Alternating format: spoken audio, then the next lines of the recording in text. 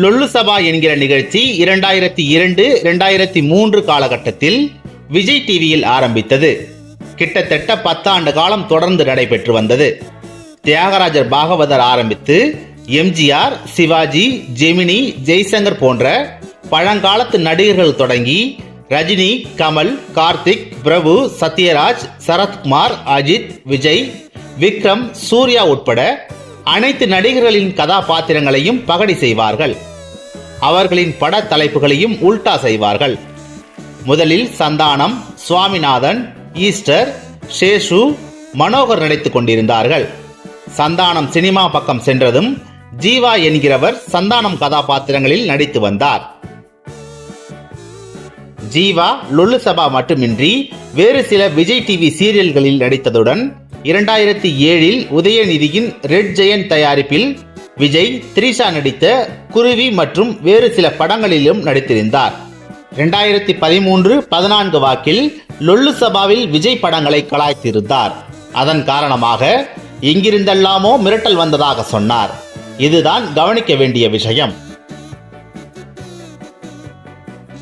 எம்ஜிஆர், ரஜினி போன்ற கரிஸ்மேட்டிக் நடிகர்களின் கதாபாத்திரங்களை சித்தரித்திருந்த நிகழ்ச்சிகளுக்கு உண்மையில் அந்த நடிகர்களின் ரசிகர்கள் எதிர்த்திருக்க வேண்டும். ஆனால் அவர்களே கூட அமைதியாக கடந்து சென்றுவிட்ட நிலையில் விஜய் அண்ணாவை கேலி செய்ததற்கு ஜீவாவிற்கு மிரட்டல் விடுத்தது யார்? கண்டிப்பாக விஜய் அண்ணாவின் ரசிக குஞ்சுகளாக இருக்க முடியாது. அப்படி மிரட்டி இருந்தாலும் அதை ஜீவா வெளியே சொல்லும் அளவிற்கு அவர்கள் ஒர்த்தில்லை. அப்படி என்றால் மிரட்டியது ஏதோ பெரிய கை அல்லது கைகளாகத்தான் இருக்கும். அப்படி மிரட்ட வேண்டியதன் அவசியம் அந்த பெரிய கைகளுக்கு என்ன வந்தது?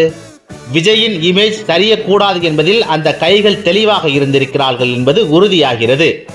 அதற்கு காரணம் அவர் பிற்காலத்தில் அரசியலில் இறக்கிவிடப்படும் போது இது போன்ற கேலிகள் இடைஞ்சலாக இருக்கும் என்பதை தவிர வேறு காரணம் என்ன? ஆக விஜய் அண்ணாவின் அரசியல் நுழைவு எப்போதோ திட்டமிடப்பட்டு விட்டது. அதனால்தான் அவரை கேலி செய்த ஜீவாவை அதன் பிறகு எந்த சினிமாவிலும் சீரியலிலும் பார்க்க முடியவில்லை.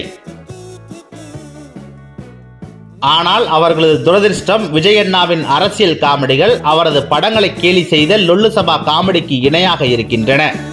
இதற்கு பிறகும் அந்த கைகள் நம்புவது இரண்டே விஷயங்கள். 2017 இருந்து விதைக்கப்பட்ட பாஜக வெறுப்பு மற்றும் தமிழக மக்களின் சினிமா மோகம். எது எப்படி இருப்பின் இன்றைய இணைய உலகில் முட்டாள்களை கூட அதிக காலம் ஏமாற்ற முடியாது. அதனால் திமுக, தாவேக போன்றவர்களை இயக்கும் அந்த மர்ம கைகளை மக்கள் புரிந்து கொள்ளும் போது இவர்களின் இடமும் தடமும் தெரியாத அளவிற்கு விரட்டி விடுவார்கள்.